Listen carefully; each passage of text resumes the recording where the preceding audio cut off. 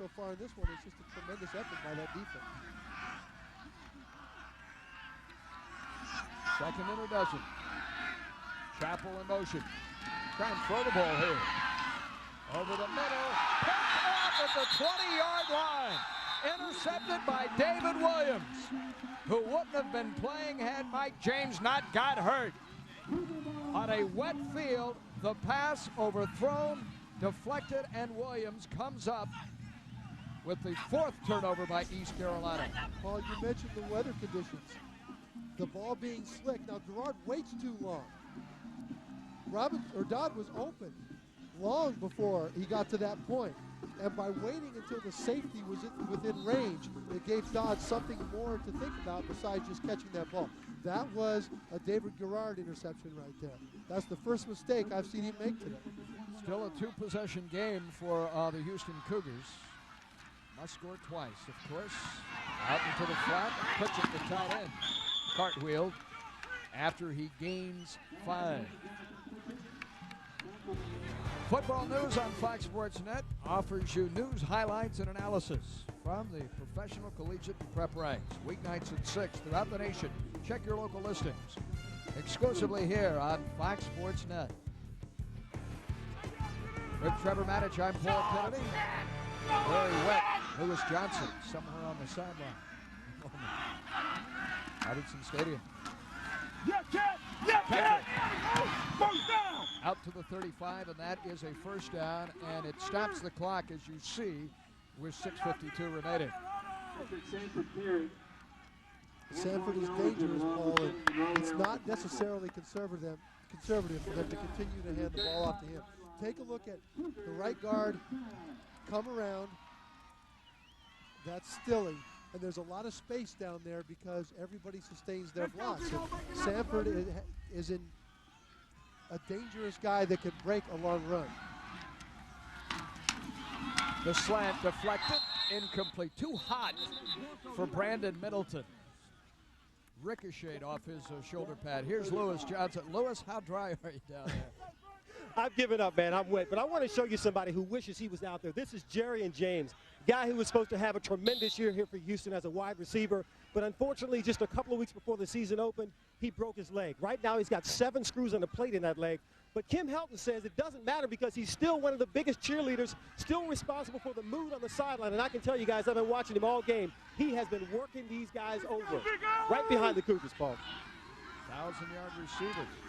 Former junior college All-American. With Jarian James not in the lineup, Orlando Iglesias that he has gone through time and time again. This is turning into a career game for Iglesias. He had 35 receptions coming in, and he has a third of that total this afternoon. Well, he gets time to throw here.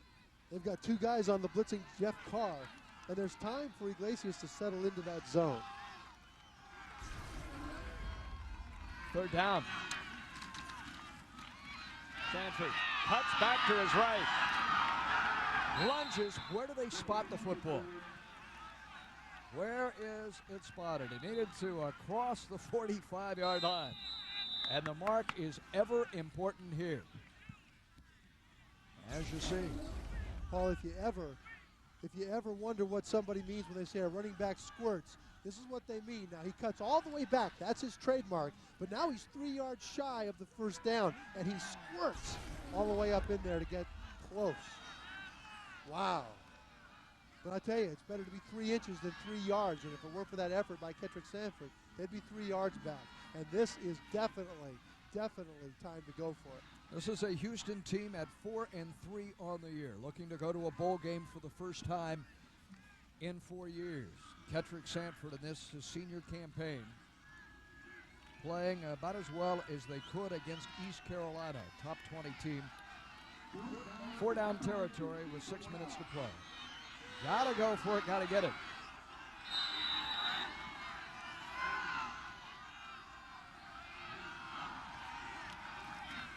They'll give it to Kettrick Sanford.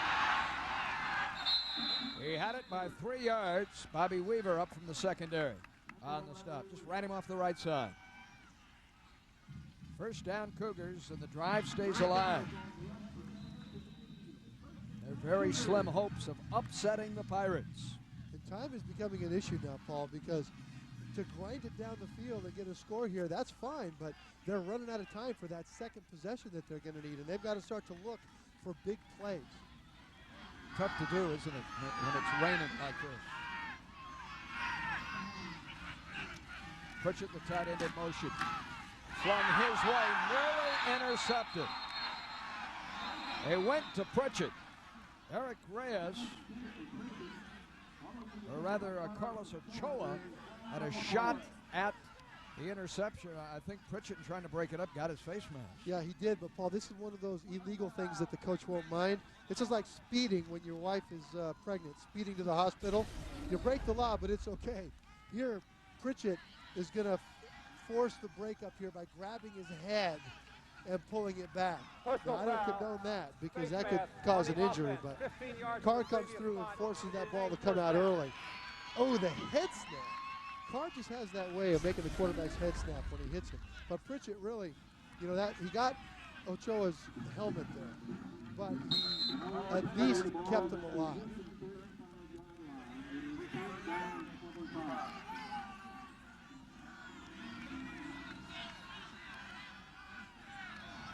Jason McKinley from his 35, looking for that big play. Instead, throws the INT to Anthony Adams. The freshman in Adams. Still on his feet. Adams. Touchdown. Anthony Adams, his first career touchdown for the 19-year-old freshman. And East Carolina has salted it away, it appears, with 5 minutes remaining.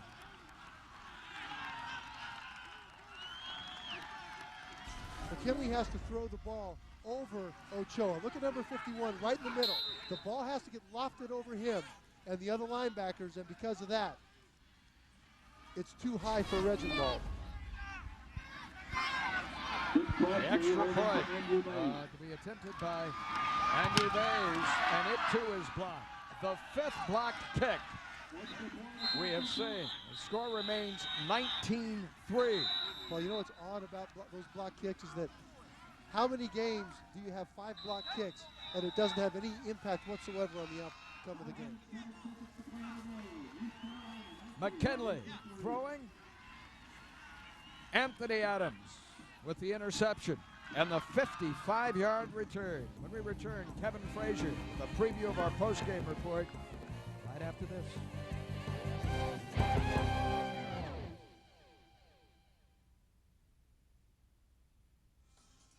Phew. Wow.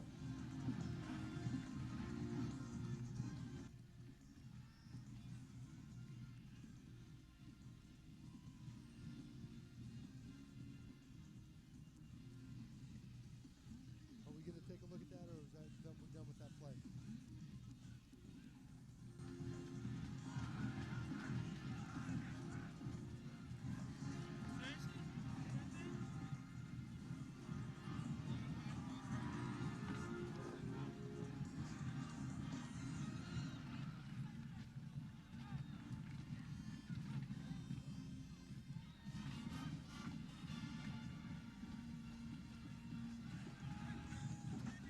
Looks like a great day to fly. What do you think?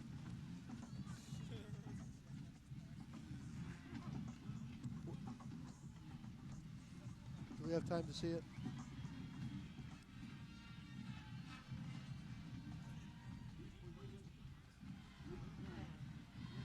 Okay, what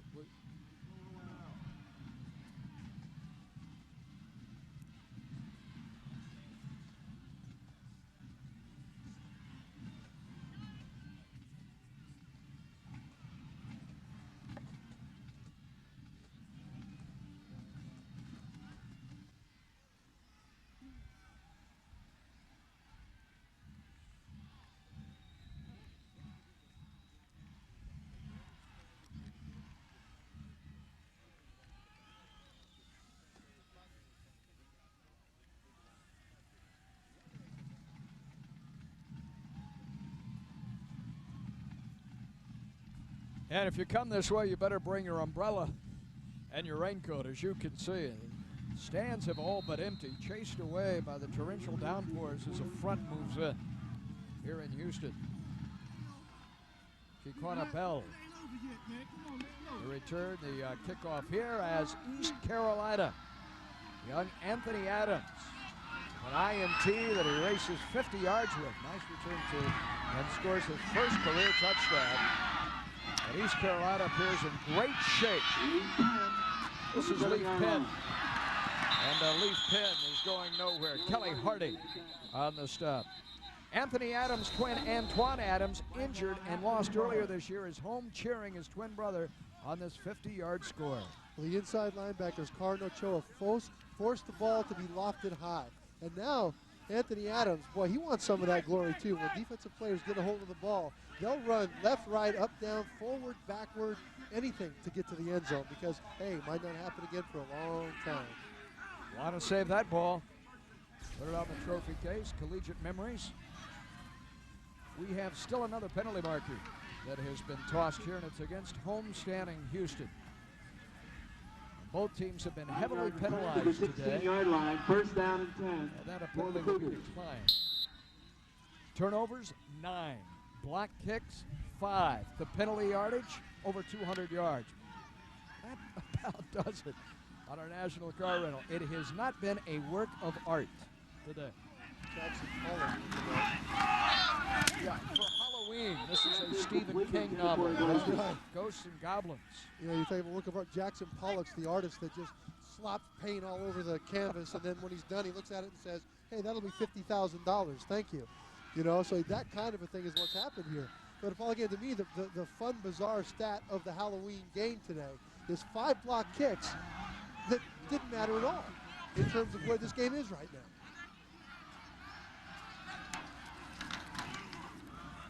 McKinley. The catch is made, but really tough going up there for Nate Williams.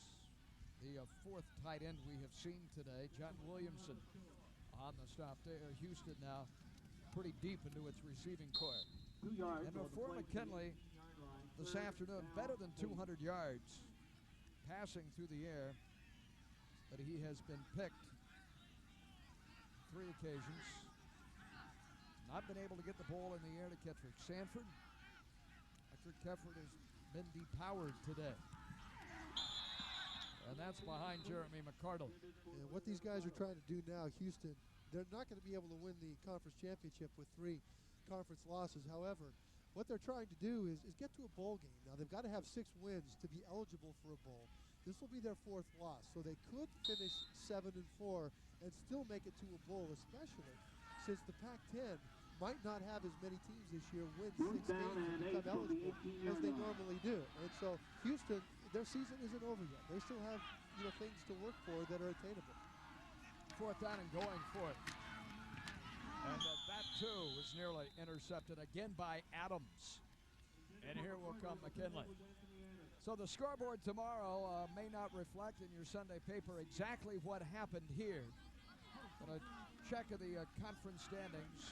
Southern Mississippi will fall out of the top 25, beaten by Alabama today. They will stumble to 5-3. East Carolina will pick up a win. Louisville has won as well. So Chris Redmond very much in the postseason picture.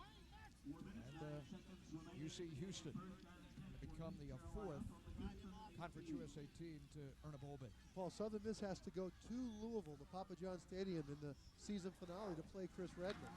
And so they could pick up a loss there that would throw this thing into a whale of a tiebreaker. And for Steve Logan, next week he'll be in Legion Field in Alabama to face UAB, Watson Brown, and the Blazers. Their first year in this league, followed by the University of Cincinnati, and then North Carolina State from the Atlantic Coast Conference. For Steve Logan, there were 3 separate seasons this year. Early part of the year is Conference slate and then NC State. So far, everything's gone pretty well according to plan.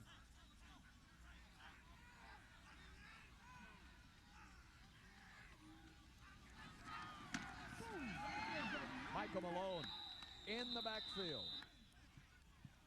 All over Jamie Wilson. How high can East Carolina sky, Trevor? Well, Alabama won. Air Force playing BYU. BYU won, and so right now it's going to be difficult for them to scoot up in the rankings because nobody's lost. But as the only loss that they've got is Southern Miss, and I'll tell you what, if the Southern Miss loss comes back to be the only loss for East Carolina, boy, they'll be thrilled with the season, but they'll be thinking, what if, what if, what if? Gerard loses the handle on the ball and falls on it at the 28-yard line. And that Southern Miss loss at Greenville. David Gerard was driving his team late in the game for the go-ahead touchdown, and he was intercepted. And that was the game there. And so East Carolina, though, has got some great things going on here and the ability to finish possibly as high as even the top 10 if they can run the table and finish this thing out. In many ways, they've been the feel-good team of this year.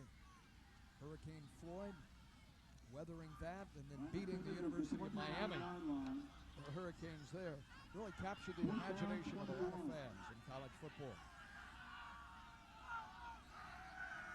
2 minutes remaining. Wilson spun down at the 29-yard line on 4th down. It's Jason Parker. So back will come that Houston offense. Well, Paul, as you look at East Carolina with the only conference loss, Southern Miss is undefeated in the conference. You may end up with a scenario where East Carolina could go 10-1 in the regular season, be ranked in the top, certainly 15, if not the top 10, and not even win the conference if Louisville can't beat Southern Miss. 19-3 our score, closing minutes.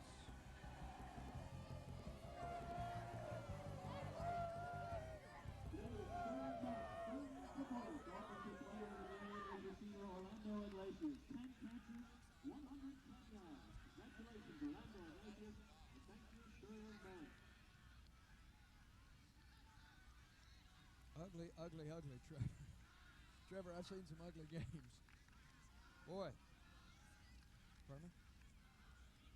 Sure.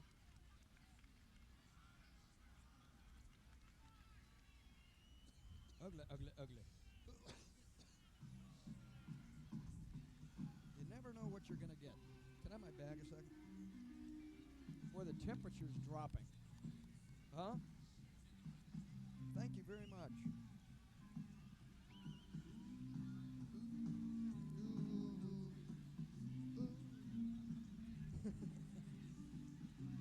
You know what, Toast?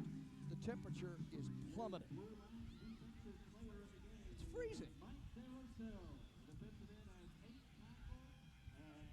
It is, and boy, yeah. Yeah. We gotta win, yeah, baby.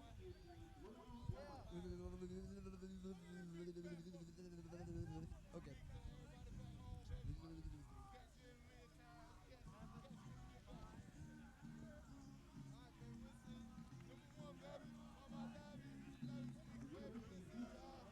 A Pirate's life for me. East Carolina will fly home to Greenville at 7-1, and their position secure for another week among the top 20 teams in all of college football. Appears that way. The executive producers of Fox Sports Net are Arthur Smith and Bill Borson. Our coordinating producer for College Football Saturday is Roy Hamilton. Tyson Helton now taking over to wrap things up. Ed Helton scrambles his way out to the 33-yard line. Today's game was produced by Tom Hewitt and directed by Ned Tate from Cleveland, Ohio. Our College Football Saturday studio produced by Boy Maxson, directed by Joe Boytas, and our Vice President of Field Operations is Andrea Jenkins. Larry Nicholas, Mitch Rubenstein, Jonathan Evans, our entire crew deep in the heart of Texas. Hope you have an eventful and enjoyable Halloween weekend here. Don't forget to turn back your clock tomorrow. The race for the championship. East Carolina turned back West Virginia, Duke, South Carolina, Miami. The Cadets before falling against the Eagles from Hattiesburg, and you see what they have remaining. The UAB and Cincinnati. Southern Miss with Memphis next week. We'll have that game for you on Fox Sports Net. Look out, Tyson Helton. Ivan Butler gets that game uniform a bit muddy. At least Carolina, with their experience with the Hurricanes, Paul, I mean, they'll smile in the rain out here. This is nothing to them. You got to put a lot more water on those Pirates for them to start to feel wet. And Tim Rose, he has done what no one else has been able to do to Sanford and Houston this year, hold them to simply a field goal. Houston had scored at least 20 points a game. 5 times this season it scored 4 touchdowns or more. The lowest point total, lowest number of yards on the ground, due in large measure to East Carolina's defense. Just ahead, Kevin and Kellen in our postgame report here on Fox Sports Net. And Big 12 action awaits Nebraska and Kansas. So Tim Rose, the defensive coordinator, and his head coach in Steve Logan with some celebrating to do. A wet one, a hard-fought game. But East Carolina improves to 3-1 in Conference USA and exceeds at 7-1 its victory total from a year ago. East Carolina will go bowling this year. And the Cougars at 500 now, 4-4, 1-3 in league action.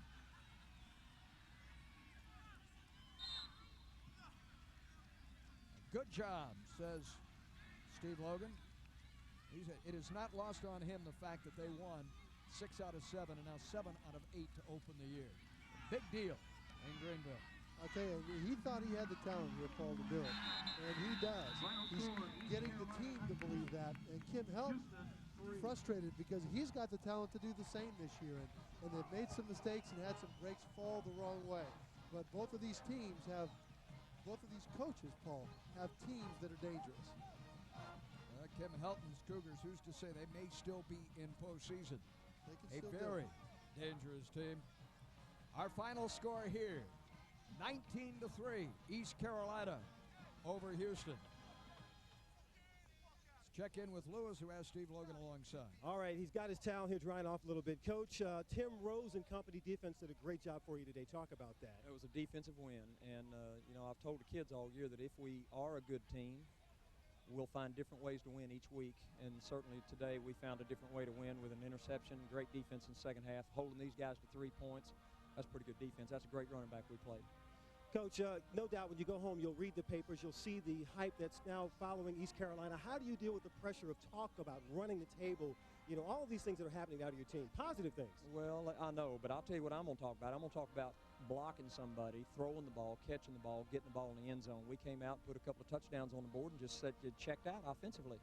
Those peripheral things are just that. They're peripheral, and we've been in the top 20 before. This is not something totally new to us. So we got to go play like we are ranked and go, you know, like last week, 59 points. We had opportunities for 30, 35 points. They just didn't take care of the ball. All right, Steve Logan, congratulations on another win here. Go get dry. We'll see you in a couple of weeks. And let's head out now to our College Football Saturday studio. It's our post-game report. Kellen Winslow, Kevin Frazier. Guys, I'm going to dry off too.